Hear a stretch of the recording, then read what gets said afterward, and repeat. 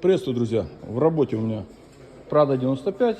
Была перебрана полностью вся тормозная система. Суппорта передние, суппорта задние, колодки ручника, направляющие. То есть сейчас система полностью пустая. Снятый помыт бачок тормозной жидкости. Сейчас туда солил тормозную жидкость. Ну, вот, использовали манол DOT 4. Смотрите, в каком хорошем состоянии автомобиль этот. Ребята, вот я такую машину, а я с прадиками работаю регулярно, вижу очень редко такого, ну, хорошего состояния. Даже ни одной косточки нет. А знаете, чья это машина? Это машина Данила. Привет, Данила. Здравствуйте. Здравствуйте. Это тот человек, который мне помогал ремонтировать компьютер. Спасибо, а теперь я ему помогаю. Спасибо вам за компьютер.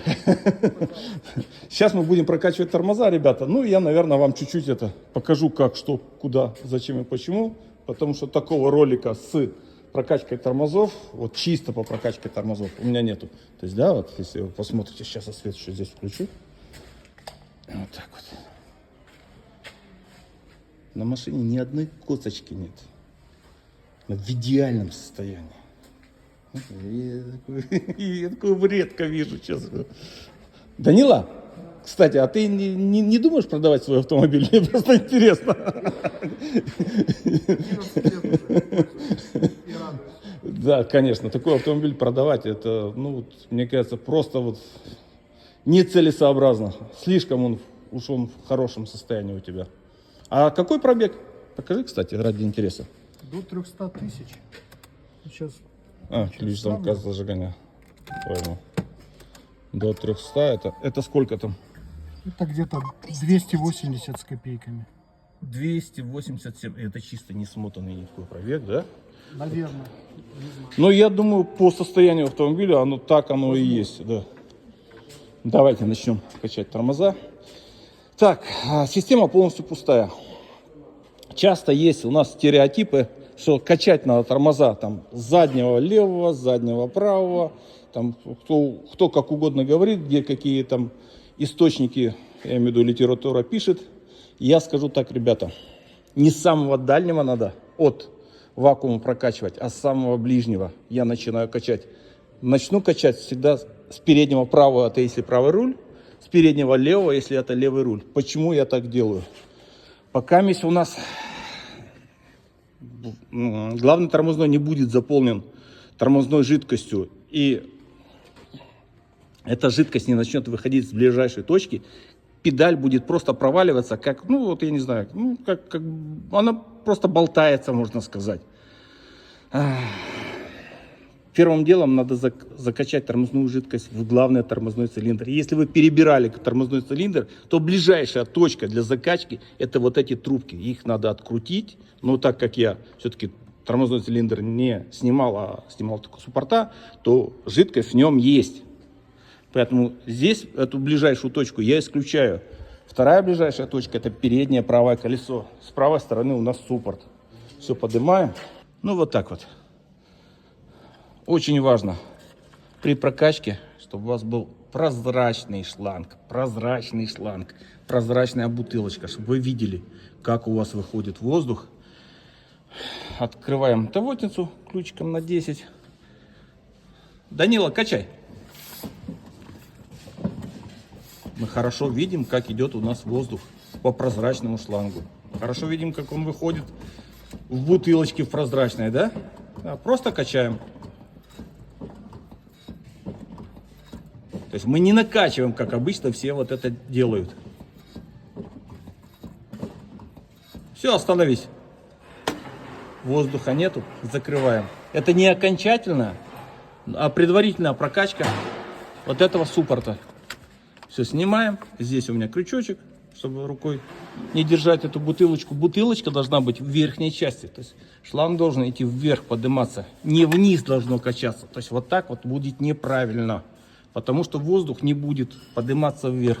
То есть вот именно, чтобы шланг был вверх. Тогда воздух у нас не только под давлением, а еще и самотеком за счет этого. Не знаю чего, но уходит с тормозной системы. Все, да?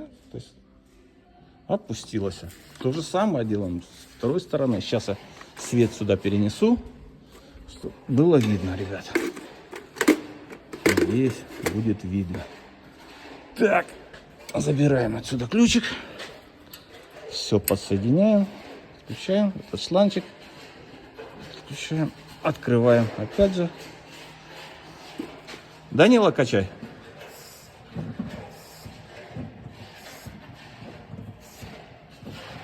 Видно, как чудесно нам видно все, что происходит в тормозной системе.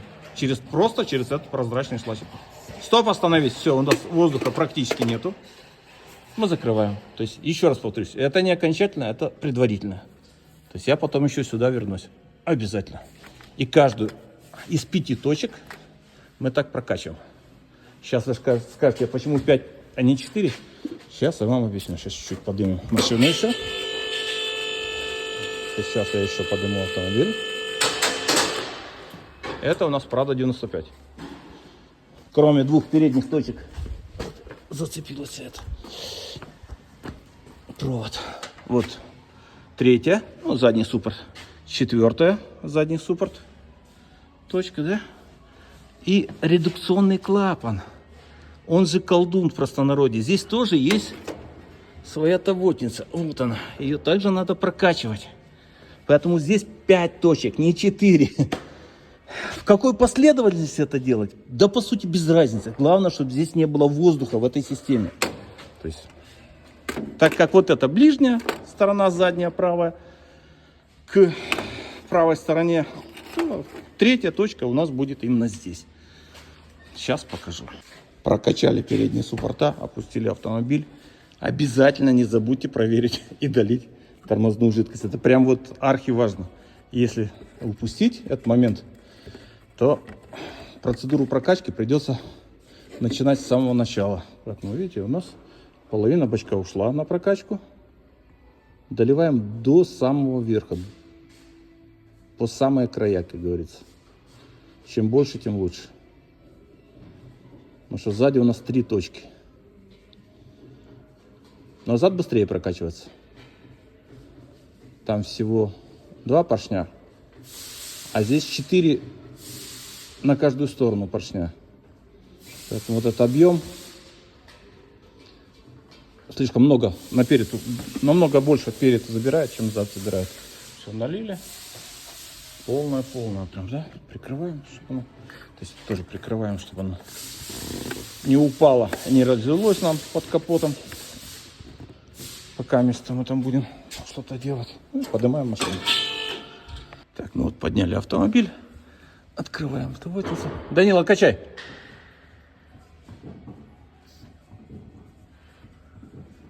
Вот, пошла. Надеюсь, вам видно.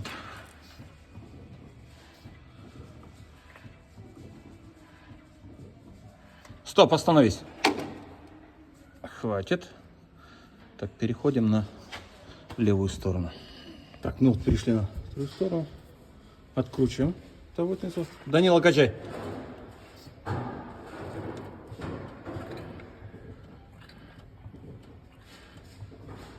Остановись. Все.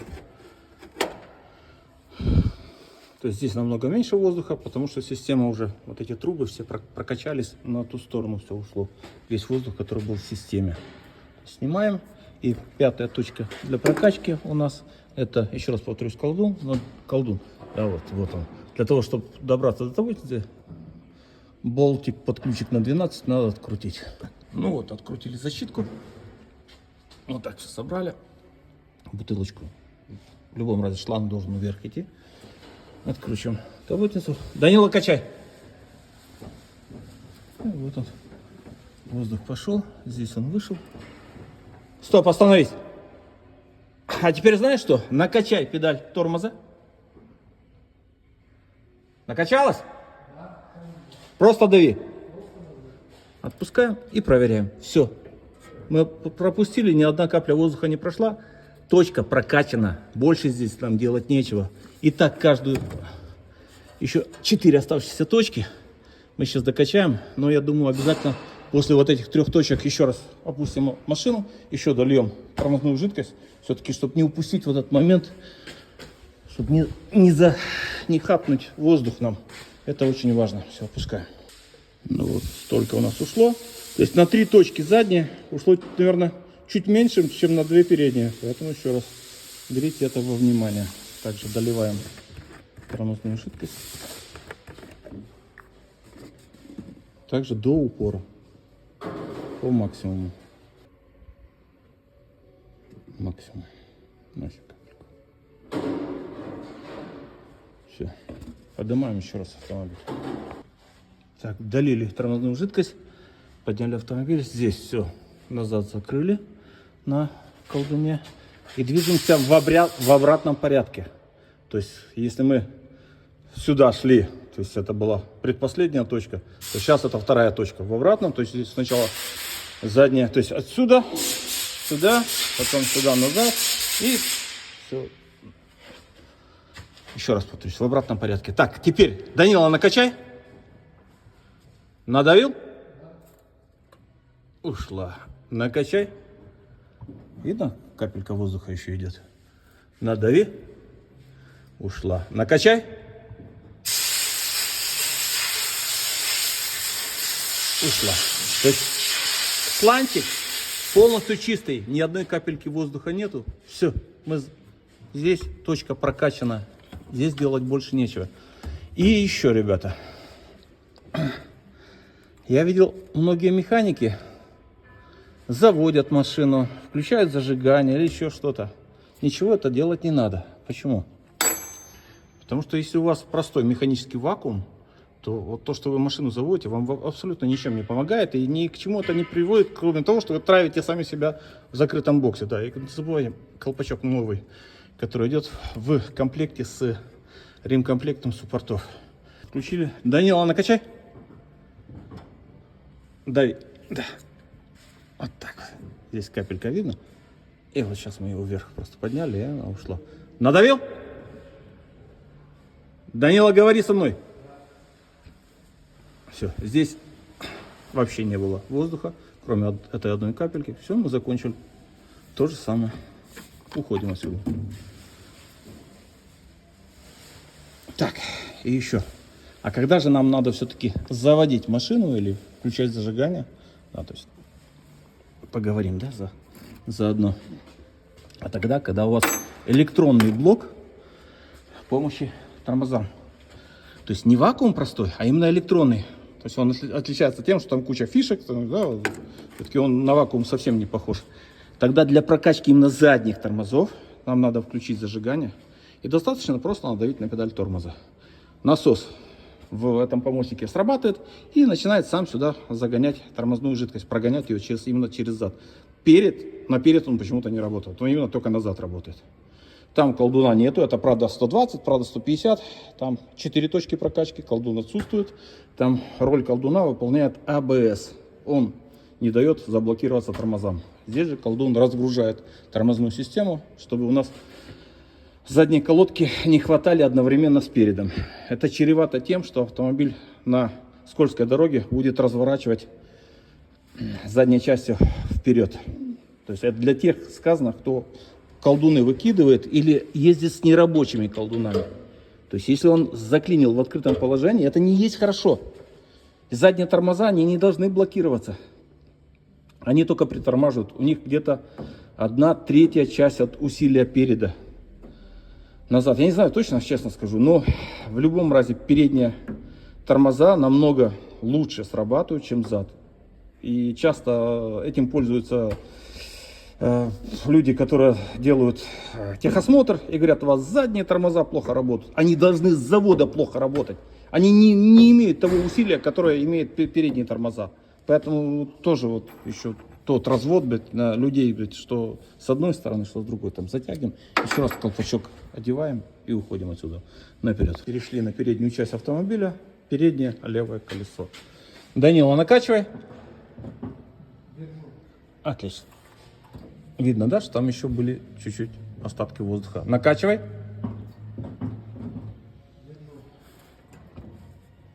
Накачай. Ну и видно, что у нас за 2 последние прокачки ни одна капля воздуха оттуда не ушла. Все, мы закончили. С передним лево. Переходим на последнее переднее правое колесо. И на этом, можно сказать, мы заканчиваем.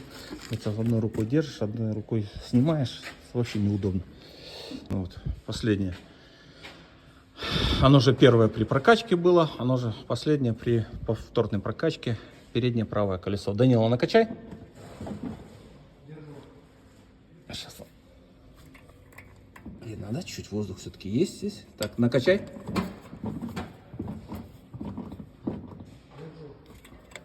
Вот еще чуть воздуха. Еще накачай. А вот теперь все. Воздуха не было. Готово. Еще раз все это упало. Ну да ладно. Сейчас снимаем, закрываем, убираем бутылочку. Так, ну вот у нас только ушло еще меньше в тормозном в этом бачке за третью прокачку нашу, да, третью доливку. Все, мы делаем третью доливку уже не до горлышка, а по максимуму. У нас сейчас колодки новые все, тормозные диски новые, поэтому мы можем спокойно доливать максимум, но не до горлышка. Мы должны оставлять воздушный зазор, чтобы у нас тормозная жидкость не выплескивалась при замене тормозных колодок. Все, сейчас я добавлю, ребята. Ну вот так вот максимум, все, вот она появилась. Ну, прям в этом районе, вот здесь, из-за того, что я помыл бачок, сейчас не видно. Но здесь вот и мне хорошо без камеры видно, вот она точка максимум. Ну и здесь же находится тормозная жидкость в этом районе. Все, и теперь давайте я вам покажу, сколько у меня осталось тормозной жидкости. Грамм 250, наверное, да? Вот наполовину, ну пусть 200 грамм. И то 800 грамм. Ну иногда 700 грамм уходит, иногда 800. Ну вот в этот раз 800. Там плюс-минус 100 грамм всегда туда-сюда пляшет. Я к тому, что литра хватает с остатком на полностью пустую тормозную систему. А то, что вы, бывает, качаете литрами, прокачиваете тормозную жидкость, я имею в виду вы механики, да, к вам вопрос, к механикам, пытаясь за счет прокачки найти тормоза у автомобиля, вам это ничем не поможет. Если воздуха в системе нету, все, вы там больше ничего не накачаете, хоть закачайтесь. Видите, просто прозрачный шланчик. В строительном магазине он продается. Единственный минус этого шланчика, что вот здесь вот он на конце дубеет, если он находится ну, вот не в тормозной жидкости. Но я его оттуда вытаскиваю, та часть, которая находится в тормозной жидкости, я сейчас солью и оставлю где-то, ну, грамм 100 здесь. И она будет мягенькая, она будет одеваться. Я вот эту часть в следующий раз ставлю сюда в бутылочку, а ту часть буду одевать на тавотницу мягенькую. И вот так вот я каждый раз меняю. Ну что, ну вот он в этом месте посередине, он задубевший. Да, вот это вот неудобно. А так, прозрачный шланг вам позволяет полностью контролировать весь процесс прокачки тормозов. Ну еще бутылочка, конечно, прозрачная, чтобы вы видели, сколько вы там накачали. Примерно, что ориентироваться, сколько там в тормозном бачке жидкости у вас остается, сколько вы сюда загнали. Потому что если бутылка будет непрозрачная, то вы тоже не понимаете вот этого вот. Так что вот как-то вот так вот, да, сейчас надо убраться будет здесь. Все, давайте, всем пока. Данила, помолчи, скажи до свидания ребятам. Да. Пожалуйста. Да. Мы закончили прокачкой тормозов.